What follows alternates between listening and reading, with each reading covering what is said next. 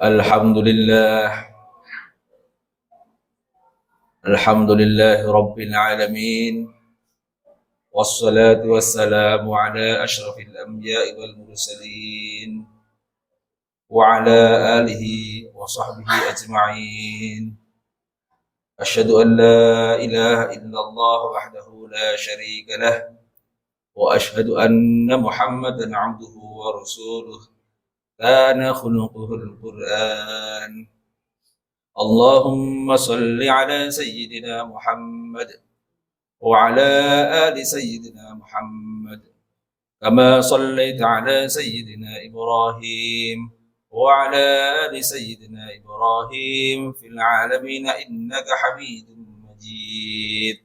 أما بعد، فيا أيها الحاضرون اتقوا الله حق تقاته ولا تموتن إلا وأنتم مسلمون. قال الله تعالى في القرآن العظيم: أعوذ بالله من الشيطان الرجيم. يا أيها الناس اتقوا ربكم الذي خلقكم من نفس واحدة وخلق منها زوجها وبث منهما رجالا كثيرا ونساء واتقوا الله الذي تساءلون به والأرحام إن الله كان عليكم رقيبا. الآية. Ma'asyiral muslimin rahimakumullah, para jamaah salat Jum'ah di Masjid An-Nur Islamic Center Bilakasa yang dimuliakan Allah.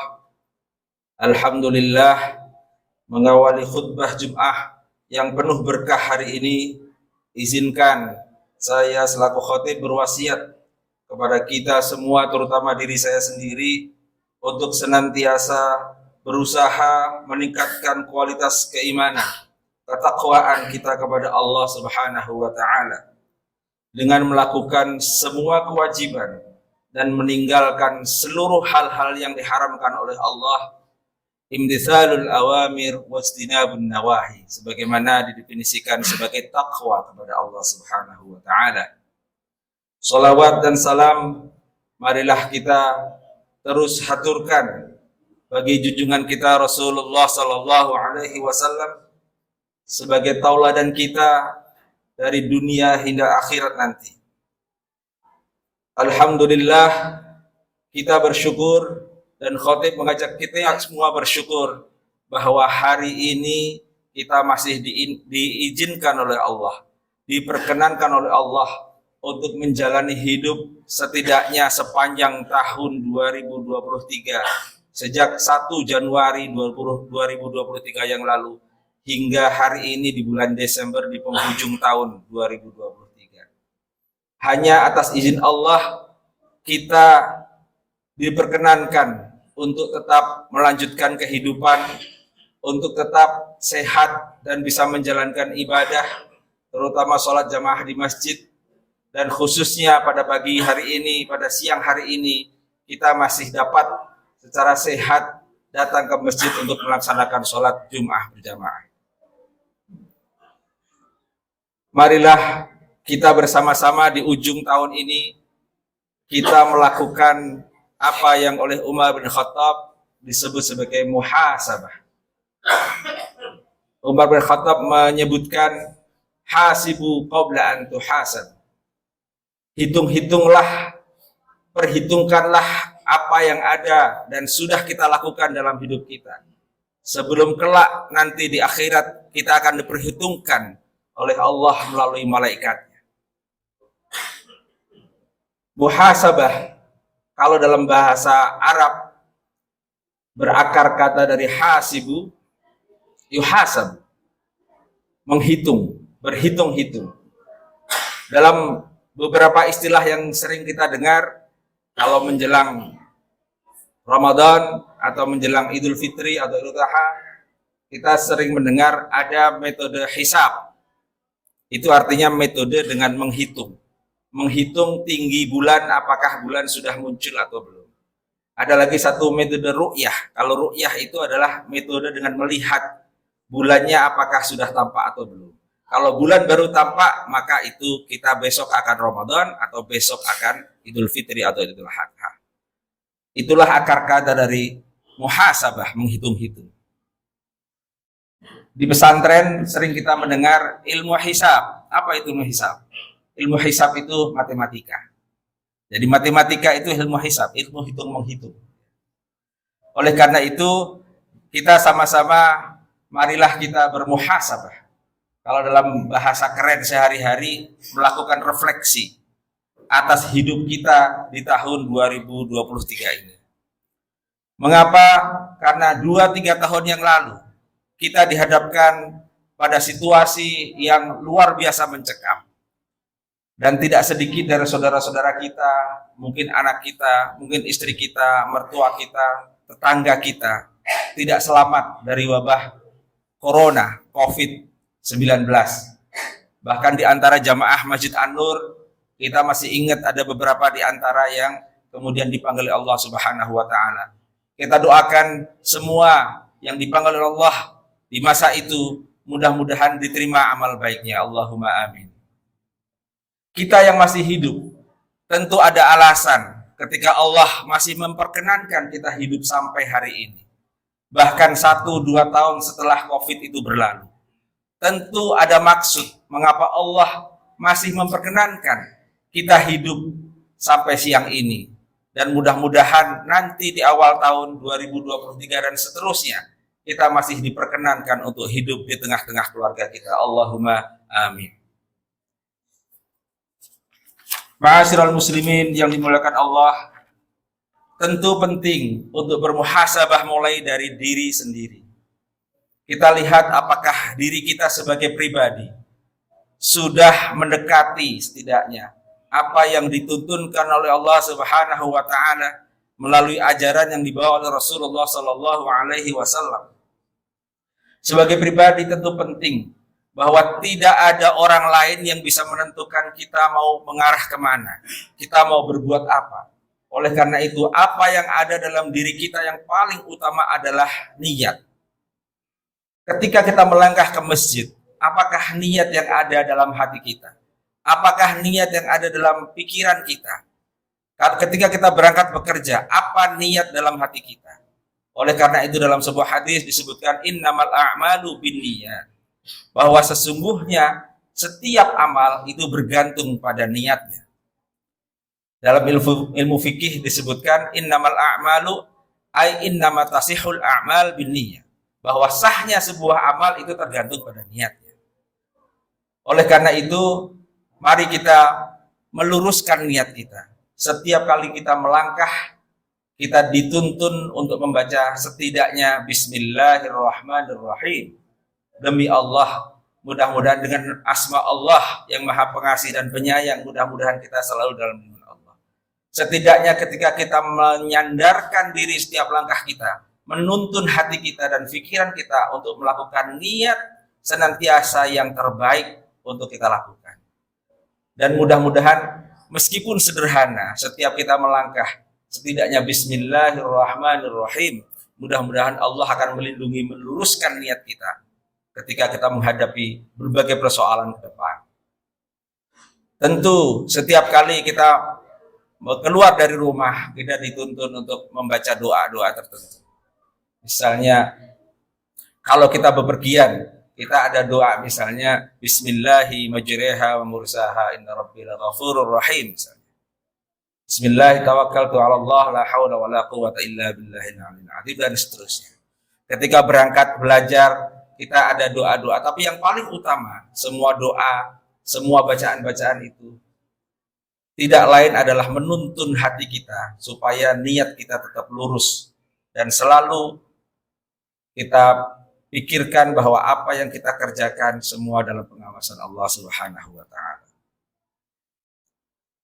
Kemudian yang kedua, sebagai pribadi tentu kita bisa melakukan refleksi. Apakah selama 1 tahun ini kita sudah benar-benar mendekati dan mendekatkan apa yang kita lakukan sehari-hari dengan apa yang Rasulullah SAW tuntutan? Rasulullah SAW mengatakan dalam sebuah hadis, innama bu'istu liutammima makarimal akhlaq. Sesungguhnya tidaklah aku diutus ke muka bumi ini kecuali untuk menyempurnakan akhlak yang mulia. Bukan berarti sebelum Rasulullah tidak ada akhlak yang mulia. Tapi barangkali dalam kehidupan masa jahiliyah, di antara orang-orang yang jahiliyah, yang dengan kebodohannya, tentu ada orang-orang yang dengan hati nuraninya tetap mempertahankan supaya tetap berakhlak yang mulia. Oleh karena itu kemudian Rasulullah SAW diutus, innama bu'istu liutammima makarimal akhlak. Sesungguhnya aku tidak diutus kecuali untuk menyempurnakan akhlak yang mulia.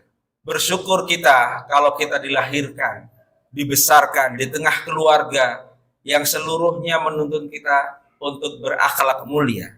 Beruntuk anak-anak kita yang hidup di keluarga kita asuh dengan baik, kita sekolahkan dengan baik, kita tuntun dengan baik, selalu menjauhi hal-hal yang tidak baik dan selalu mengarah pada akhlak yang mulia. Dan oleh karena itu pada siang hari ini marilah kita bersama-sama ngecek apakah ada hal-hal yang kiranya barangkali membuat orang lain, teman kita, tetangga kita kurang berkenan kepada kita. Kita perbaiki, mudah-mudahan kita ingat Rasulullah SAW mengingatkan bahwa yang utama dari diutusnya Rasulullah SAW adalah meluruskan akhlak atau menyempurnakan akhlak yang mulia. Bahkan dalam sebuah hadis juga disebutkan bahwa seorang yang bertakwa, ukuran utamanya adalah mereka yang berakhlak mulia. Akmalul mu'minina imanan ahsanuhum khuluqan. Seorang mukmin itu sempurna kalau dia akhlaknya baik. Jadi kalau seorang mukmin mungkin saja ibadahnya baik, semuanya yang dikerjakan baik. Tapi kalau akhlaknya tidak dijaga, mungkin kesempurnaan takwa itu, kesempurnaan keimanan itu menjadi berkurang. Kemudian yang kedua, kita perlu melakukan refleksi sebagai bagian dari keluarga. Mungkin kita di keluarga sebagai ayah, mungkin sebagai kakak, mungkin sebagai adik, mungkin kita sebagai anak dari ayah dan ibu kita, atau sebagai menantu dari mertua, ibu dan bapak kita. Coba kita melakukan refleksi sebagai keluarga. Kita senantiasa dituntun oleh Allah Subhanahu wa taala. Disebutkan dalam sebuah firman, "Qu anfusakum wa ahlikum nara." Jagalah dirimu dan keluargamu dari api neraka. Ma'asyiral muslimin yang dimuliakan Allah, kita sebagai muslim tidak hanya berkewajiban untuk menyelamatkan diri kita sendiri dari api neraka, untuk melakukan yang terbaik untuk diri kita sendiri, tapi Allah memerintahkan, jagalah dirimu dan keluargamu dari api neraka. Siapa keluargamu? Tentu anak-anakmu.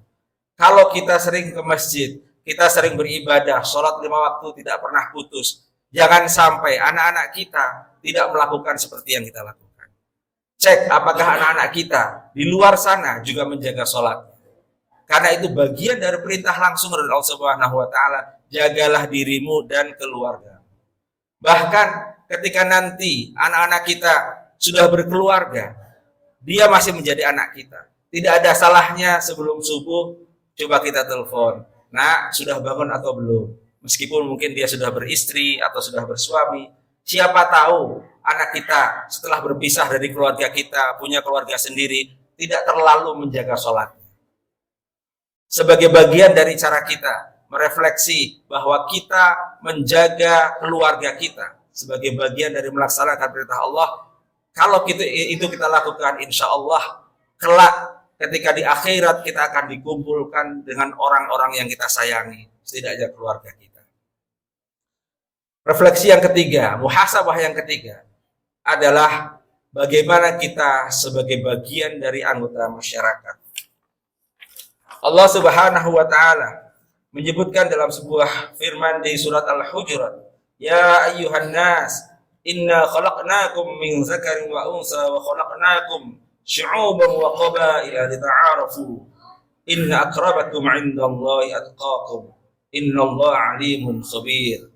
Wahai manusia, sesungguhnya kami telah menciptakan kamu dari seorang laki-laki dan perempuan. Kemudian kami menjadikan kamu berbangsa-bangsa dan bersuku-suku agar kamu saling mengenal. Sesungguhnya yang paling mulia di antara kamu dari sisi Allah adalah orang yang paling bertakwa. Sesungguhnya Allah mengetahui lagi maha teliti. Di antara kita sebagai anggota masyarakat tentu penting untuk bersama-sama mengingatkan, untuk bersama-sama berperilaku baik terhadap tetangga. Siapapun tetangga kita itu, boleh jadi tetangga itu adalah saudara kita sesama muslim. Mungkin saja dia beragama di luar Islam, tapi mereka tetap sesama manusia. Sehingga kita tetap berperilaku baik sebagai tetangga. Kalau kita bertamu sebagai tamu, demikian pula kalau kita sebagai tuan rumah tetap memuliakan tamu sebagaimana dituntunkan oleh Allah dan Rasulullah SAW, berbuat baik sebagai warga masyarakat. Dalam hubungan antara pribadi dan masyarakat, kita bisa saja berlomba-lomba pada kebaikan, fastabiqul khairat. Antara kita dengan tetangga sama-sama berbuat baik. Ketika kita berangkat ke masjid, mungkin meskipun tanpa diketahui satu sama lain, kita memberikan infak terbaik kita. Itu bagian dari kita fastabiqul khairat. Kemudian yang kedua, ta'awanu 'alal birri wat taqwa. Tolong menolonglah kalian dalam kebaikan dan ketakwaan. Tapi sebaliknya, wala ta'awanu 'alal itsmi wal 'udwan. Janganlah kita tolong menolong pada hal-hal yang keburukan, yang mengandung kemaksiatan. Kemudian yang berikutnya, bagian dari refleksi kita sebagai anggota masyarakat, muhasabah kita adalah bagaimana kita menjadi manusia terbaik. Manusia terbaik yang dituntunkan oleh Allah Subhanahu wa taala, yaitu adalah khairun nas anfa'uhum linnas. Sebaik-baik manusia adalah memberi kebermanfaatan kepada manusia lain. Bukan hanya kepada mukmin yang lain, tapi pada manusia yang lain. Siapapun manusia itu. Maka dalam beberapa waktu belakangan ini, ketika kita mendengar berita bahwa ada perang di Palestina antara Israel dan warga Palestina, ada yang menarik bahwa tidak perlu harus menjadi muslim untuk peduli pada Palestina. Itu sebenarnya menunjukkan bahwa khairun nas anfa'uhum linnas, apalagi kita seorang muslim, jauh harus lebih bermanfaat bagi manusia yang lain. Oleh karena itu, sebagai bagian dari khutbah ini, marilah khatib mengajak bersama-sama untuk menjadi muslim yang terbaik, yaitu bagaimana memberi kemanfaatan kepada orang lain. Dalam bermasyarakat, ada kalanya tiba waktunya kita untuk harus memenuhi hak, menentukan untuk memilih pemimpin. Sebagaimana hari-hari ini ketika suasana menuju pemilihan pemimpin di semua tingkatan, baik itu memilih pemimpin di DPRD kota, di DPRD kabupaten, memilih pemimpin calon legislatif di DPRD provinsi, pemimpin legislatif di DPR RI, DPD RI, sampai presiden dan wakil presiden, itu bagian dari adab kita, bagian dari tugas kita untuk memilih pemimpin. Tentu karena kita adalah umat yang terbaik, sebagaimana disebutkan dalam surah Ali Imran, kuntum khaira ummatin ukhrijat linnas ta'muruna bil ma'ruf wa tanhauna 'anil munkar wa tu'minuna billah. Kamu adalah umat yang terbaik, yang dikeluarkan dari manusia, yang menyuruh kepada yang ma'ruf dan mencegah dari yang mungkar, dan beriman kepada Allah Subhanahu wa taala.